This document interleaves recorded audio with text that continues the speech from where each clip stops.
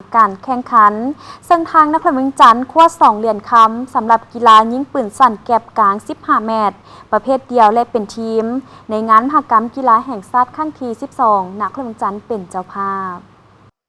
ในวันที่ 15 พฤศจิกายน 2025 อยู่ที่สนามฝึกซ้อมยิงปืน 5 เมษายน ได้มีการแข่งขันกีฬายิงปืนสั้นแก็บกลาง 15 เมตร ประเภทยิงซึ่งเป็นหนึ่งใน 33 ประเภทกีฬาที่จัดแข่งขันในงานมหกรรมกีฬาแห่งชาติครั้งที่ 12 ที่นครเมืองจันทร์เป็นเจ้าภาพ โดยมีท่านอาจสะพังทองศรีพันดอนเจ้าของนครเมืองจันทร์ประธานคณะกรรมการจัดงานมหกรรมกีฬาแห่งชาติครั้งที่ 12 พร้อมด้วยครูฝึกนักกีฬาและภาคส่วนที่เกี่ยวของเข้าร่วมสมร่วมเสีย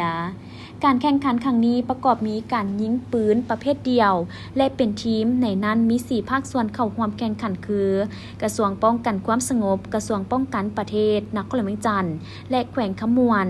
สำหรับผลการแข่งขันประเภทยิงเดียวเหรียญคำเป็นของนางกันตนาไสยราชนักกีฬาจากนครเมืองจันทร์ได้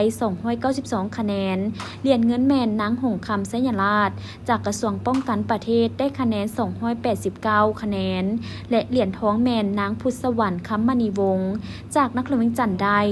288คะแนนส่วนในประเภทยิงทีมเหรียญคำเป็นของนครเมืองจันทร์ได้866คะแนนเหรียญเงินเป็นของกระทรวงป้องกันประเทศได้857คะแนนและเหรียญทองเป็นของกระทรวงป้องกันความสงบได้845คะแนน